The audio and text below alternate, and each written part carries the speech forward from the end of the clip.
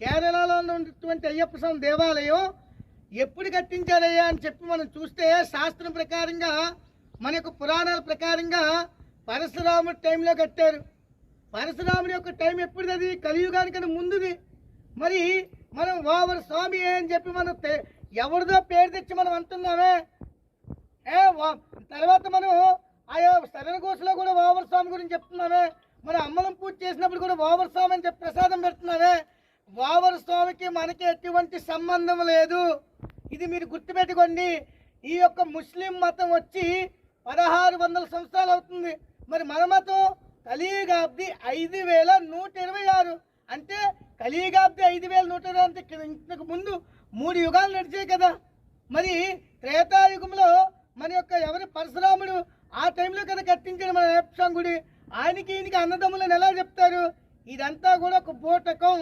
కేరళలో ముస్లిమ్స్ యొక్క ప్రభావాన్ని పెంచుకోవడం కోసం అప్పట్లో హిందూ ముస్లిం బాయి బాయ్ అని చెప్పి ఓ స్లోగన్ తీసుకొచ్చారు. ఇప్పుడు హిందూ ముస్లిం బాయి బాయ్ అందరూ ఎప్పుడు అనాలి?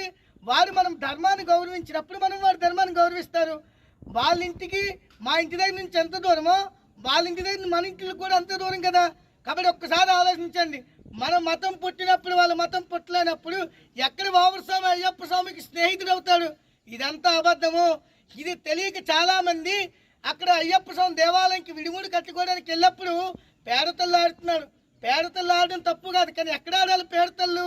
అక్కడ వావరం తోల్ అని చెప్పి ఒక గిరిజనుడు అక్కడ ఉంటాడు. గిరిజనుడు యొక్క నాయకుడు ఆయన ఒక కోరిక ఏంటంటే, అయ్యప్ప మనకంటే మాకు తినడానికి ఏమీ లేదు కాబట్టి మాకు ఏదైనా దారి చూపించండి అయ్యా అని చెప్పి కోరుకుంటే అప్పుడు ఆయనకు ఒక వరం ఇస్తాడు.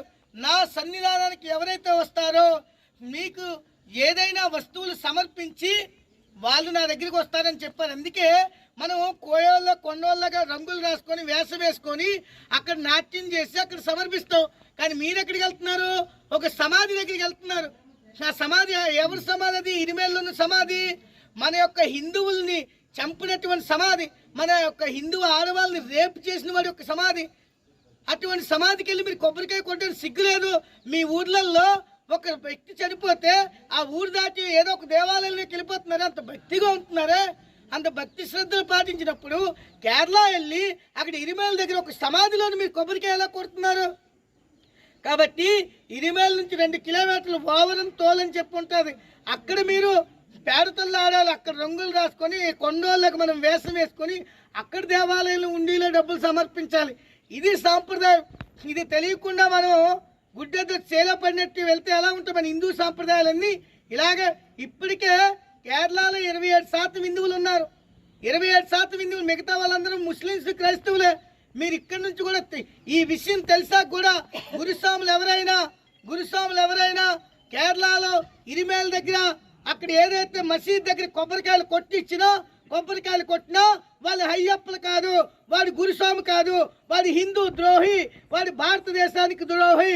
కాబట్టి ఈ విషయాన్ని ప్రతి ఒక్కరు గమనించవలసిందిగా స్వామియే